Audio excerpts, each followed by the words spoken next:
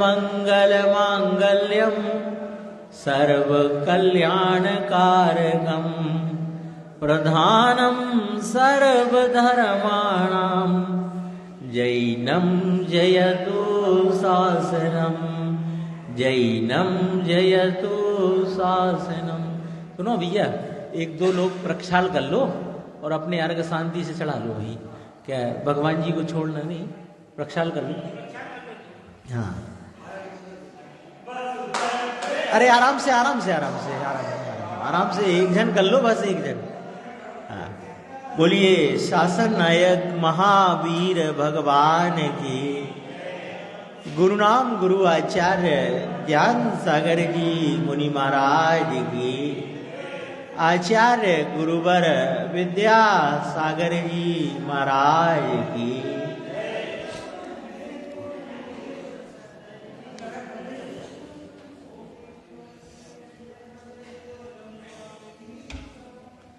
वह व्यक्तित्व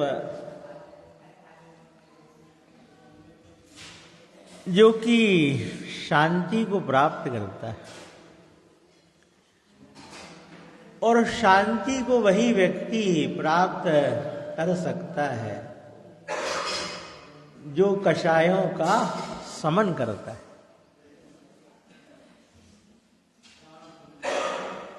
इंद्रियों का दमन और कषायों का समन। इंद्रियों की दमन का मतलब क्या है? इंद्रियों को नष्ट कर दिया जाए क्या? हाँ, ध्यान रखना, इंद्रियां बेलगाम है कि मन बेलगाम है? हाँ, इंद्री क्या करेगी? इंद्री तो घोड़ा है, सारथी है मन। और जो व्यक्ति मन के ऊपर लगाम लगा लेता है उसकी इंद्रियों का दमन अपने आप हो जाता है। कौन कौन सी इंद्रियां हैं? नाम बताओ। स्पर्शन, दूसरी रसना, तीसरी घ्राण, चौथी चक्षु और पांचवी कर्ण। ये 5 इंद्रियां। स्पर्शन इंद्रिय स्पर्श की ओर जाती है, और कहा गया है कि 5 इंद्रियों में सबसे ज्यादा खतरनाक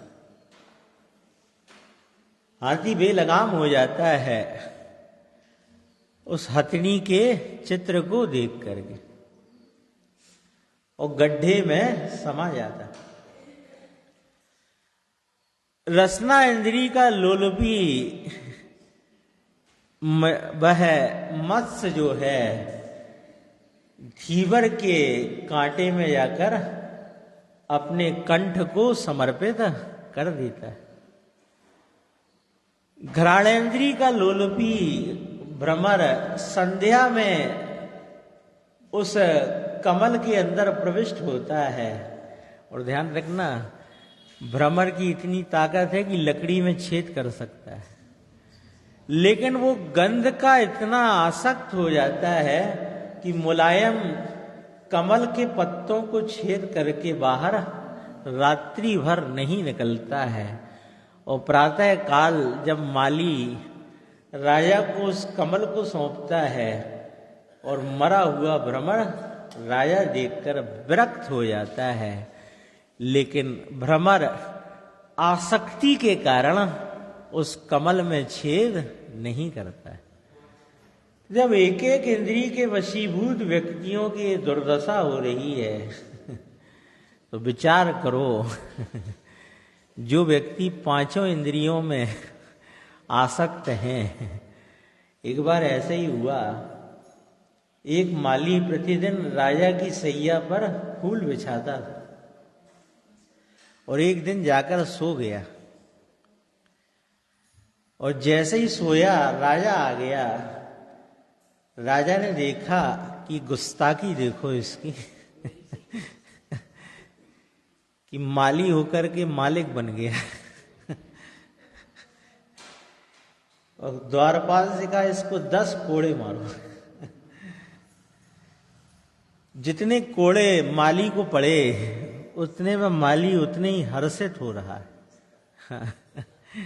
राजा का गुस्सा तेज हो जाता है, कहने की दुष्ट धृष्टता करता है और हंसता भी है। कहले राजन, एक दिन सोने के 10 कोड़े पड़े हैं, आपकी जिंदगी निकल गई।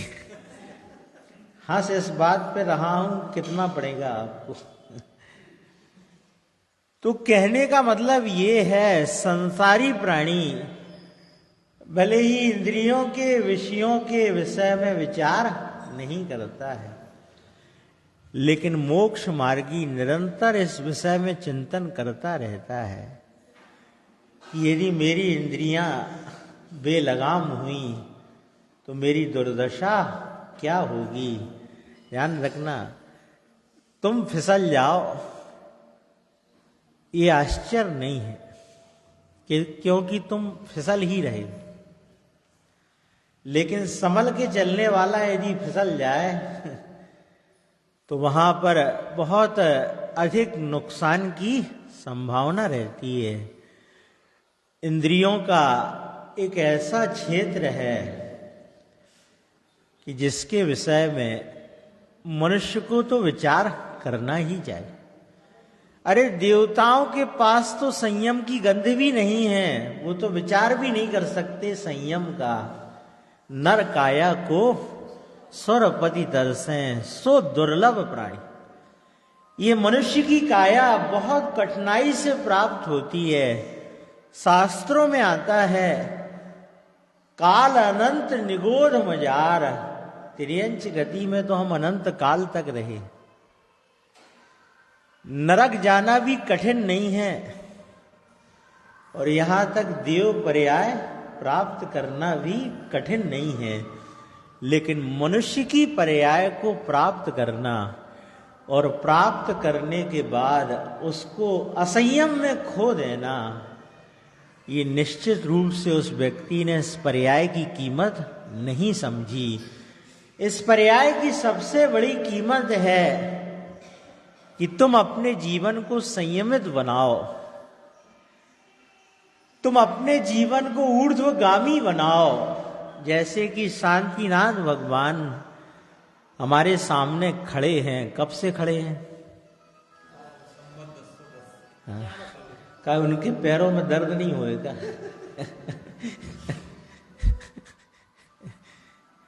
और ये साल तो ठीक है, अगले साल आओ फिर भी खड़े मिले हैं भी। क्यों बैठते क्यों नहीं जी? और इनको थकान क्यों नहीं आती? अनंत काल तक सिद्धालय में रहने के बावजूद भी वो अपने सिद्धालय को छोड़ते नहीं हैं। काले कल्प शते पीचा शिवा नाम न विक्रिया लक्ष्या। करोड़ों कल्प काल निकल जाए लेकिन शिव अर्थात सिद्ध परमेष्टि में विकार उत्पन्न हो नहीं सकता है, क्योंकि विकार का कारण कर्म था। और जब व्यक्ति अपने कर्मों का नाश कर देता है तो उस व्यक्ति के लिए समंत्रभद्र महाराज कहते हैं, स्वदोष शांत्या विहितात्म शांति ही शांतिर विधाता शरणम गतानाम भूयाद भवक क्लेश भयोप शांति शांतिर जिनों में भगवान शरण्य। हे भगवान, आपने अपने दोषों की शांति कर दी, इसलिए आप शांति नाथ बन गए, शांति के नाथ बन गए। आपके इस शरीर में जिस पार्ट पर देखें यही शांत राग रुचिभि ही परमाणु भिस्मम निर्मा पितस्त्री भुवनैक ललाम भूत तावन्ते एव खलु तेप रवः पृथिव्याम यत्ते समान मपरम नहीं रूपमस्ति। मानतुंग महाराज ने बताया कि किन परमाणुओं से आपके शांत रुचि वाले परमाणुओं से आपकी देह निर्मित हुई। कि आपके शरीर के किसी भी हिस्से को देख लिया जाए, केवल शांति ही शांति झलकती है। जहां पर देखो शांति ही शांति है। कषायों का शमन है, इंद्रियों का दमन है। तो हम भी यदि शांति प्राप्त करना चाहते हैं तो अपन को क्या करना पड़ेगा? पहले महाराज जी शांति विधान कर लेंगे और क्या। अच्छा बताओ, शांति के विधान से काम होगा कि शांति के संविधान से काम होगा? अकेले विधान से काम नहीं होगा।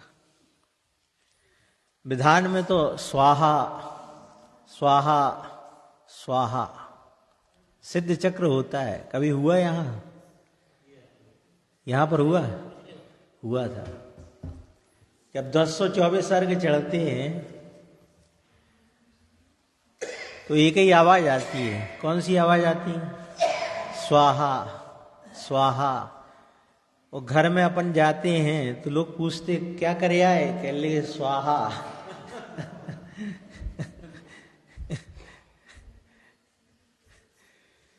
स्वाहा का मतलब समर्पण है। लेकिन प्राप्त क्या हुआ?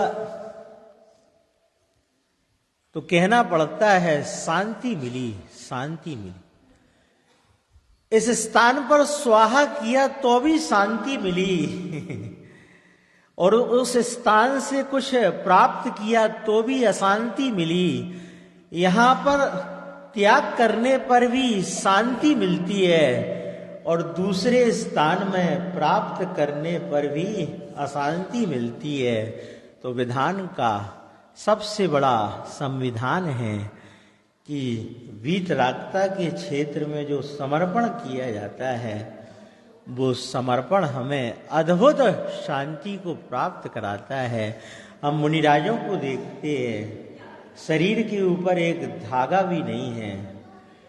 अंजलि में आहार को ग्रहण करते हैं और हाथों से केशों को उखाड़ कर फेंक देते हैं। वो केवल समर्पण ही समर्पण उन मुनिराजों का नजर आता है।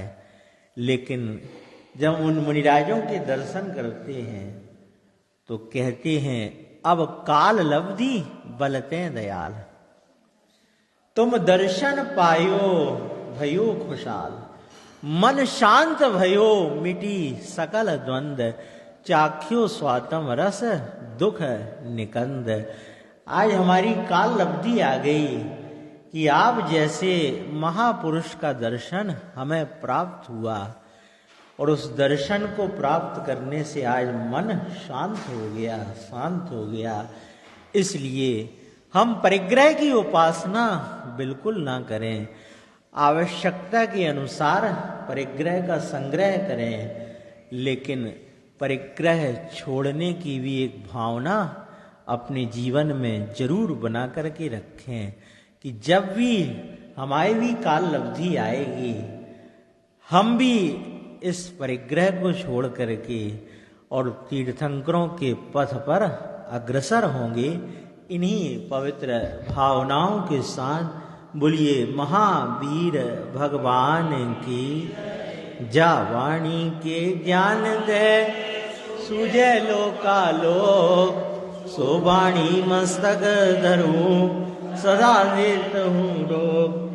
ये जिन वाणी बार की तो ही जपो जिन दैन, जो तेरो शरणाग है सो पावे सुख चैन। संसार सुख धर्म करत निर्वाण, धर्मवंत साधे बिना नर तिर्यंच समान। कायो सर्गम करो म्यम।